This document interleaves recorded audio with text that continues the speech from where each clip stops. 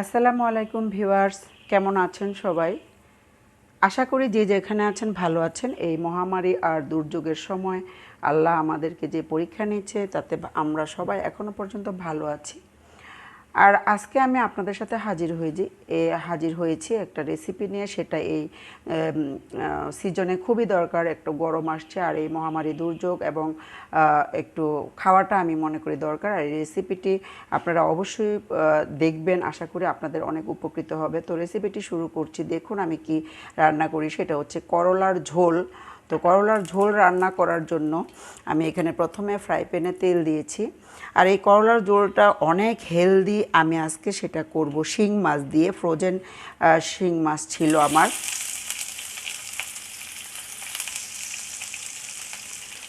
তো প্রথমে আমি দিয়ে দিচ্ছি তেলের সাথে পেঁয়াজ কুচি। তো আশা করি আজকের রেসিপিটা আপনাদের ভালো লাগবে। ভালো লাগলে অবশ্যই লাইক, কমেন্ট অ্যান্ড শেয়ার করবেন সবার সাথে। দিয়ে দিচ্ছি স্বাদ মতো লবণ। আর এখানে এই যে আপনাদেরকে আমি দেখাচ্ছি, আমার করলাটা এরকম আমি চিকন চিকন করে একটু কেটে নিয়েছি। তার সাথে আলুটাও কেটে নিয়েছি দুটো কাঁচামরিচ কুচি, মানে একটু কেটে নিয়েছি। আর নিয়েছি ধনে পাতা কুচি। আর যা যা মশলা লাগে, রসুন বাটা আর হলুদ গুঁড়ো আর হচ্ছে মরিচ গুঁড়ো, এই আমার মশলা। আমি একটু রসুনটা একটু বেশি দিয়ে দিচ্ছি।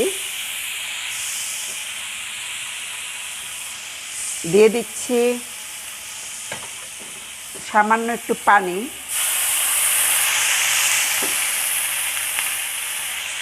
পানিটা দেওয়ার সাথে সাথে আমি দিয়ে দিব মরিচের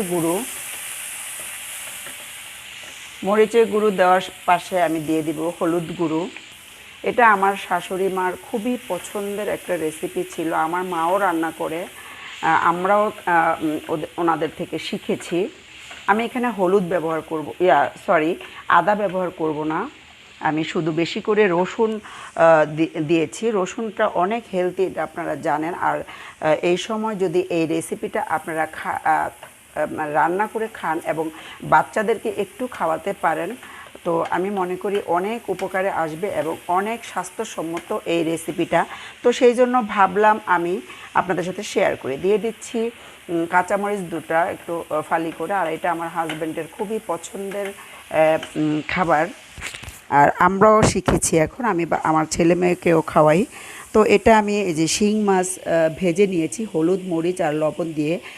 তো এটা দিয়ে করব। আর আমি একটু অল্পই করব, কারণ এটা আমি একদম করে আমি দুপুরেই প্রায় খেয়ে ফেলবো। কারণ এটা কিন্তু খুব বেশিক্ষণ জাল করে বা খাওয়া ভালো না। আপনারাও এটা ট্রাই করবেন যেন রান্না করে একদম টাটকা খাওয়া যায়। তো এই মহামারী আল্লাহ আমাদের ভাগ্যে কী রেখেছে আমরা কেউই জানি না। তবে আমি মনে করি কিছুটা সতর্ক থাকা সবার দরকার। আলুটা একটু কষিয়ে নিয়েছি এবং দিয়ে দিচ্ছি সামান্য একটু পানি আলুটা সেদ্ধ হওয়ার জন্য। আলুটাকে আমি আগে দিয়েছি। আর আমি কিন্তু এখানে গরম পানি ব্যবহার করছি। এই যে আমার একটু গরম পানি আমি আলাদা করে নিয়েছি। আর এটা কালারটা সুন্দর রাখার জন্য গরম পানিটা দেওয়ার সাথে সাথেই ঝোলটা ফুটে উঠে এবং করলাটাও সিদ্ধ হয়ে যাবে। আর করলাটা কিন্তু আপনারা অবশ্যই একটু বড় বা যে কোনো করলা নিতে পারেন। আপনারা বড় করলা নিতে পারেন, উস্তা নিতে পারেন, একটু ছোট সাইজের করলা নিতে পারেন, যে কোনো করলা নিতে পারেন। তো আমি এখন একটু ঢেকে দিচ্ছি, ফিরে আসছি আলুটা সিদ্ধ হওয়ার পরে। ভিউয়ার্স, আপনারা অবশ্যই এই রেসিপিটা এই সময় মানে করে খাবেন এবং বাচ্চাদেরকে খাওয়াবেন, নিজেরাও খাবেন করলার ঝোল। তো ফিরে আসছি ভিউয়ার্স আলুটা সিদ্ধ হওয়ার পরে। তো ভিউয়ার্স, এই যে আপনারা দেখতে পাচ্ছেন আলুটা কিন্তু অনেকটা আমি সুন্দর করে কষিয়ে নিয়েছি এবং সিদ্ধ করে নিয়ে মানে হয়ে গেছে, সুন্দর তেলের উপরে উঠে গেছে। আমি আপনাদেরকে একটু দেখিয়ে দিচ্ছি। এই যে আলুটা সিদ্ধ হয়ে গেছে, আর যেটুকু বাকি আছে সেটুকু আমার করলার সাথে সিদ্ধ হয়ে যাবে। আমি এখন এই যে ধুয়ে পরিষ্কার করে রাখা করলাটা দিয়ে দিচ্ছি।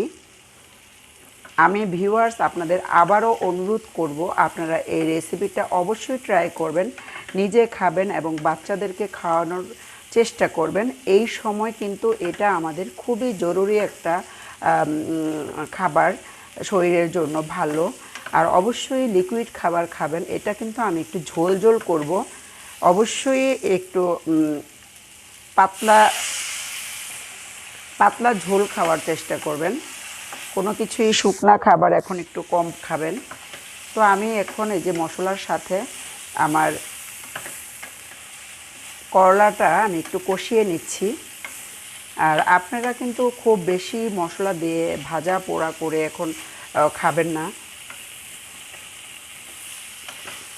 আমি একটু কষিয়ে আমি ঢেকে দিব না আপাতত। আমি এইভাবে একটু জালটাকে একটু কম করে কষিয়ে নিয়ে একদম ঝোল দিয়ে দিব, কারণ এটা কিন্তু বেশি সিদ্ধ হয়ে গেলে একদমই তিতা লাগবে। আর সেই তিতাটা কিন্তু বাচ্চারা বা আমরা বড়রা যাও খেতে পারি, বাচ্চারা কিন্তু খেতে পারে না। আমি সেই জন্যই ভাবলাম যে এই সময় এই রেসিপিটা খুবই একটা দরকারি এবং সবার উপকারে আসবে। যারা নতুন রাঁধুনি তারা কিন্তু এটা পারে না, কিন্তু এটা সবার খাওয়া উচিত। যদি রেসিপিটা ভালো লাগে অবশ্যই একটা লাইক দিবেন, কমেন্টসে আমাকে জানাবেন আপনাদের কেমন লেগেছে আর কে কে এই রেসিপিটা পছন্দ করেন। এটা কিন্তু আগের দিনের মানুষেরা খুব খেত, আমরা কিন্তু আমাদের বাচ্চারাও কিন্তু খেতে চায় না, কিন্তু এখন খাওয়ানো উচিত।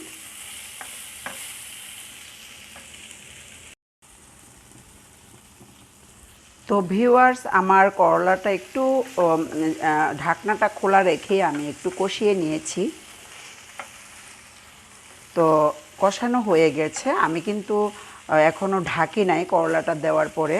তো এখন আমি দিয়ে দিচ্ছি ঝোল। আর ঝোলটা আমি কিন্তু একটু গরম পানি ব্যবহার করেছি। আমি গরম পানি দিয়েছি, ঝোল যেটা পানিটা দিয়েছি সেটা কিন্তু আমি একটু হালকা মোটামুটি একটু গরম পানি দিয়েছি, কারণ ঝোলটা একটু এখন জালটাকে বাড়িয়ে দিয়েছি যেন তাড়াতাড়ি ফুটে উঠে। জালটাকে বাড়িয়ে দিয়ে আমি একটু ঢেকে দিব। এখন ঢাকলে আর প্রবলেম নাই। তো ঢেকে দিলে করলাটা এই সাথে এই যে আমি গরম পানি দেওয়ার কারণে অলরেডি কিন্তু আমার ঝোলটা ফুটে উঠেছে। আমি এখন একটু ঢেকে রান্না করব, বেশিক্ষণ ঢাকবো না, একটু সিদ্ধ হওয়ার পরে এখন কিন্তু করলাটা তাড়াতাড়ি সিদ্ধ হয়ে যাব। আর জালটাকে একটু বাড়িয়ে আমি দিয়েছি। তো ভিউয়ার্স, এই যে ঝোলটা একদম পুরোপুরি ফুটে উঠেছে এবং করলাটা কিন্তু অর্ধেকটার বেশি সিদ্ধ হয়ে গেছে অলরেডি। আপনাদেরকে দেখাচ্ছি, মোটামুটি সিদ্ধ হয়ে গেছে, আর একটু সিদ্ধ হবে। এখন আমি এই যে শিং মাছটা ভেজে রাখা হলুদ মরিচ আর লবণ দিয়ে আমি এই যে আপনাদেরকে আরও কাছ থেকে দেখাচ্ছি, শিং মাছ দিয়ে রান্না করব। আর এটা আপনারা সবাই মনে হয় জানেন, শিং মাছ করলার ঝোল অনেক টেস্টি একটা খাবার এবং অনেক স্বাস্থ্যসম্মত, টেস্টি যেমন তেমন অনেক হেলদি, শরীরের জন্য খুবই উপকারী। মানুষে কিন্তু আগে যে কত ধরনের মহামারী রোগ হতো, সেই সময় কিন্তু মানুষ এই করলার ঝোলটা করে খেত, এটা একটা ঔষধ হিসাবে। তো আশা করি অবশ্যই আপনাদের ভালো লাগবে। আমি এখন আরেকটু সময় ঢেকে, আমার করলাগুলো কিন্তু একদমই সবুজ আছে, আপনারা দেখতে পাচ্ছেন কালারটা খুব সুন্দর আছে এই যে। তো এখন লবণটা অবশ্যই চেকে নেবেন, লবণটা আপনারা। আর আমি কিন্তু খুব মশলা দেইনি, আবারও বলছি, হলুদের গুঁড়ো, মরিচের গুঁড়ো আর পেঁয়াজ কুচি, তো এটা স্বাভাবিক। আর হচ্ছে কাঁচামরিচ দুটো দিয়েছি, লবণ দিয়েছি স্বাদ মতো, আর হচ্ছে রসুন পেস্ট একটু বেশি করে দিয়েছি। হলুদ গুঁড়ো, মরিচ গুঁড়ো আর হচ্ছে রসুন পেস্ট, এই হচ্ছে আমার মশলা। আমি খুব বেশি মশলা দেইনি, কারণ এটা অনেক একটু হেলদি রাখতে চেয়েছি আমি। তো এই যে এইভাবে আমি আর কিছুক্ষণ জাল করে নিব। তো ফিরে আসছি একদম রেডি হওয়ার পরে। তো ভিউয়ার্স, এই যে এখন আমার তরকারিটা মানে করলার ঝোলটা প্রায় হয়ে আসছে। আমি একটু ধনেপাতা দিয়ে দিচ্ছি স্বাদটা একটু বাড়ানোর জন্য। তো আপনারা এটা ইচ্ছা করলে দিতে পারেন, নাও দিতে পারেন, না থাকলে না দিবেন। আর যদি থাকে, যারা পছন্দ করেন তারা একটু দিয়ে দিবেন। আমার করলার ঝোলটা প্রায় হয়ে গেছে। আর আলুটা আমি দিয়েছি, আমার বাচ্চারা একটু পছন্দ করে যে আলুটা একদম সিদ্ধ হয়ে গেছে। আপনারা যদি আলুটা না দিতে চান, শুধু করলা দিয়ে কিন্তু এই ঝোলটা করতে পারেন, করলার ঝোল। তো আবার আমি দিয়েছি, দু একটা আলু দিলে একটু ভালো লাগে আর বাচ্চারা খায়। তো এখন আমার এই যে হয়ে গেছে, আর আপনাদেরকে আমি দেখাচ্ছি যে করলাটা যে সিদ্ধ হয়ে গেছে, কিন্তু ও কালারটা কিন্তু খুব সুন্দর আছে। আমি একটু আরেকটা দিয়ে কেটে দেখাচ্ছি, এই যে একদম মানে সাথে সাথে মানে কেটে গেছে। আর আমি একটু হাত দিয়েও দেখাচ্ছি, এই যে একদম পারফেক্ট। তো অলরেডি হয়ে গেছে, এখন আমি নামিয়ে পরিবেশন পাত্রে ঢেলে তারপরে আপনাদের সামনে হাজির হচ্ছি। তো ভিউয়ার্স, এই যে তৈরি করে দেখিয়ে দিলাম খুব সামান্য কিছু উপকরণ দিয়ে মজাদার এবং হেলদি এই করলার ঝোল রেসিপিটা। এই যে দেখতে পাচ্ছেন করলাগুলো কত সুন্দর একদম ফ্রেশ আছে, এবং শিং মাছ দিয়ে করেছি। আর এই যে ঝোলটা, ঝোলও আছে, আমি কিন্তু এটা ঝোল ঝোল করেছি, এই যে আপনারা দেখতে পাচ্ছেন।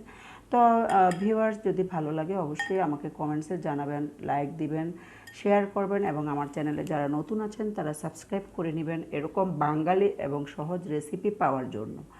তো এই বিপদের সময় সবাই আল্লাহকে ডাকবেন, এবং পাশাপাশি এই কিছু সচেতনতামূলক কাজগুলো করবেন, যেমন বেশি বেশি হাত ধোয়া, তারপরে এরকম লিকুইড খাবার খাওয়া, লেবু পানি খাওয়া, তারপরে রসুন পানি খাওয়া। রসুনটা পানিতে দিয়ে জাল করে আপনারা যদি সেই পানিটা খান তাহলে অনেক উপকারী। আর কমলার রস খাবেন। এইসব মানে এই সামান্য কিছু টিপসগুলো আমরা যদি মেনে চলি, আল্লাহ যদি আমাদেরকে মাফ করে, তাহলে আমরা শারীরিকভাবে সুস্থ থাকব।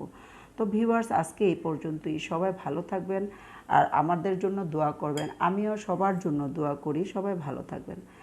আল্লাহ হাফেজ। আসসালামু আলাইকুম।